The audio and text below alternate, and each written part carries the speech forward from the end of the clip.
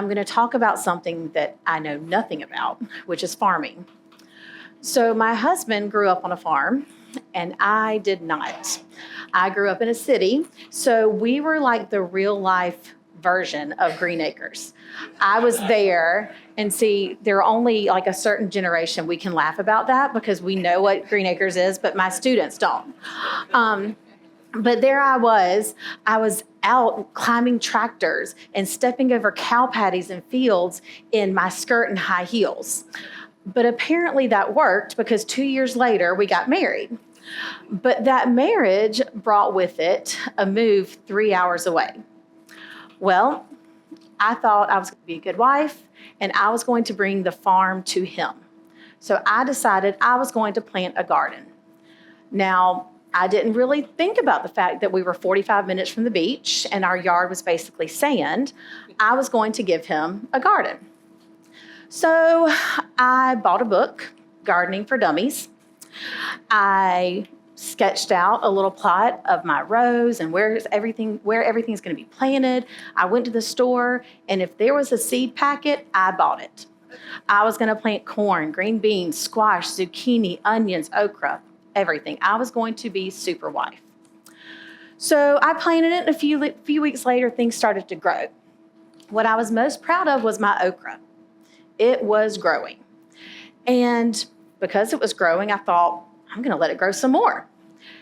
And I did. And those of you that are laughing probably know where this is going. So I let the okra grow and grow and grow. And I think the first batch that I picked, the okra was between 8 and 10 inches long. Okay.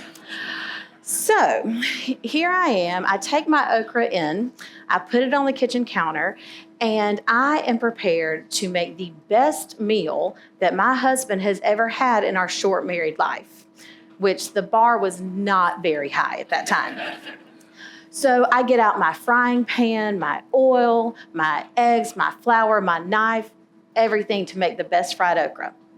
I go to chop the okra, and there was no chopping. There was no cutting. There was not even a dent in the okra. Well, in all of my vast gardening knowledge, I decided that must have just been a tough spot. So I just moved over about an inch. Still, nothing. Well, I researched gardening, but I didn't research knives, so I figured, let me just switch out and get a bigger knife. That didn't work either. Then I was trying this hacking motion to really put some muscle into it. That didn't work. When he came home from work that day, I had gone into his tools. I had gotten the rubber mallet and was trying to hammer the knife into the okra. Eventually, it did break, both the okra and the knife. Needless to say, we did not eat that okra because otherwise our teeth would have also been added to the list of things that were broken. So what went wrong? I mean, I planted the seed, it had sun, it had water. I mean, I bought a book. Obviously, I knew what I was doing, right? I didn't. The problem was I didn't know what that plant needed. I kind of flipped through the book enough to draw my sketch, but I didn't read it, and I didn't read the back of the packet that said, pick when okra is 2 to 4 inches. That's a big difference between 8 to 10 inches. So I had planted that seed, but I didn't do what it needed to be cared for and cultivated. The same goes for us as educators. We can plant seeds in the form of a smile or an encouraging word, but what are we doing to cultivate those seeds and allow them to grow? So as a college professor of future educators, my teaching philosophy is rooted in 2 words, relationships and relevance. I think that I couldn't teach without these 2 words. They drive everything I do. And when we think about that, we look at the definitions of the words. If you look at the definition for relationships, it's 2 or more concepts, objects, or people that are connected. If you look at the definition for relevance, It's the state or quality of being closely connected or being appropriate. So what's interesting between those two words is the commonality, and the commonality lies in connection. There's a book by Lori DeSaltes, Connections Over Compliance. And what she says is that relationships provide the oxygen for connection. I think that's a pretty powerful statement considering we need oxygen to survive. Well, Louis Cozzolini agrees. He researches educational neuroscience, specifically the social neuroscience of education. And he says it's just that. Education and neuroscience is social. Our brains were designed originally to help us survive. But our brains were also created to be extremely adaptable. And because of this, our brains have created a communal survival where we find safety and security in our close-knit groups of family and community.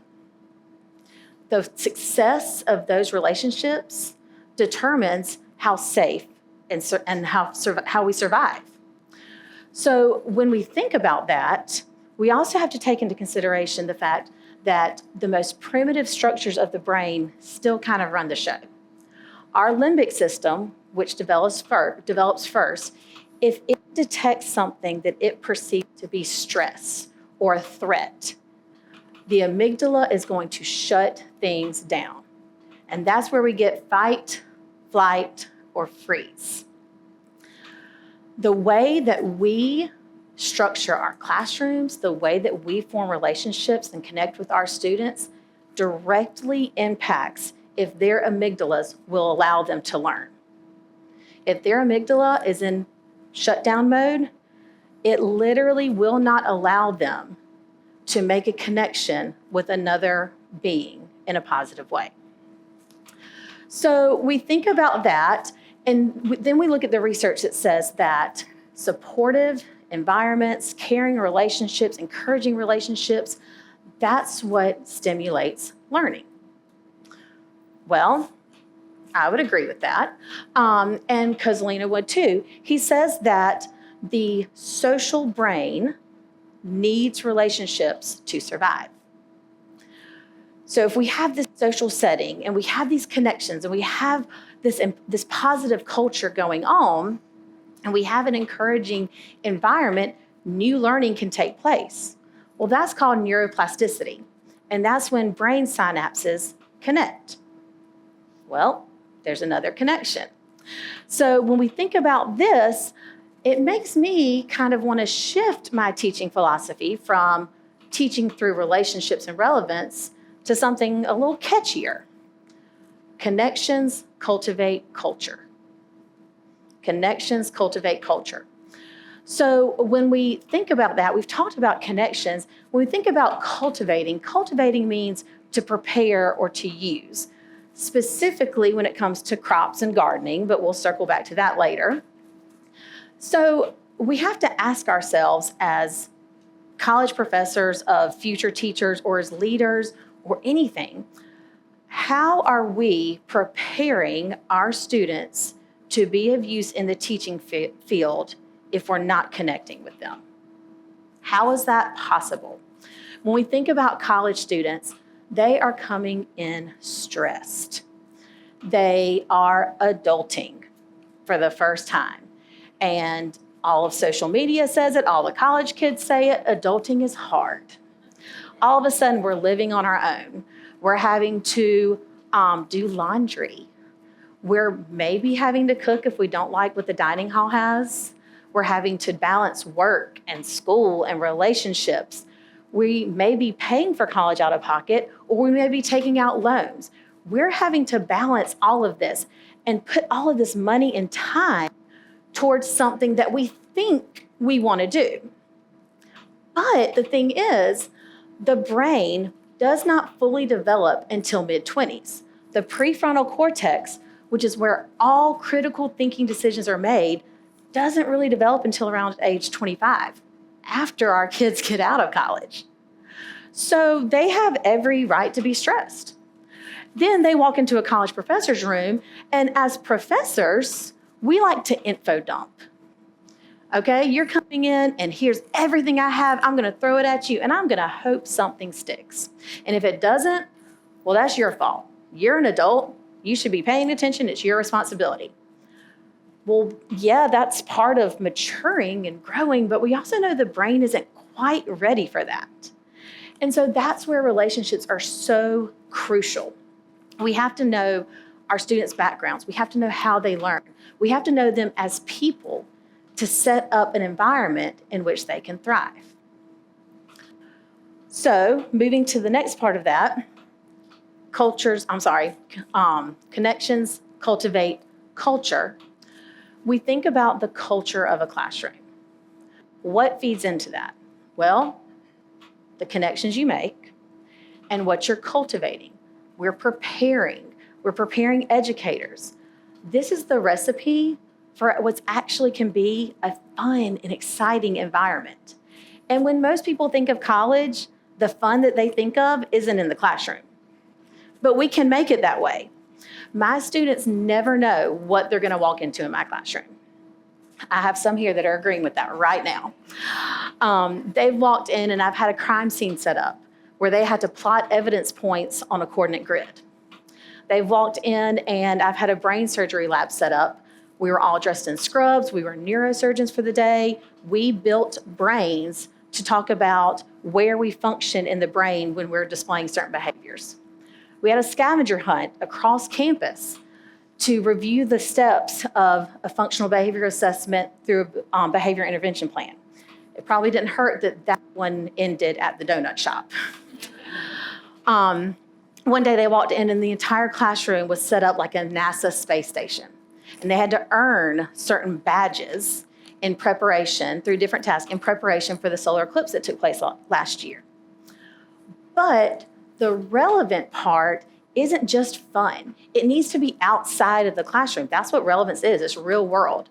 So I was very, very blessed to have the opportunity to take some of my students a couple of months ago to Florida for a disability awareness trip that I planned.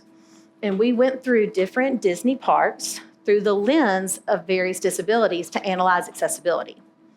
And we were also able to go to the NASA Space Center, which is a certified autism center, and look at all of their sensory models and ratings and that type of thing. So the point of all that is learning can be fun. It can be exciting. And in fact, it has to be for our students. They have to have their stress levels down to be open and willing to learn. It's not their fault. So circling back to the okra, I thought I had done everything right.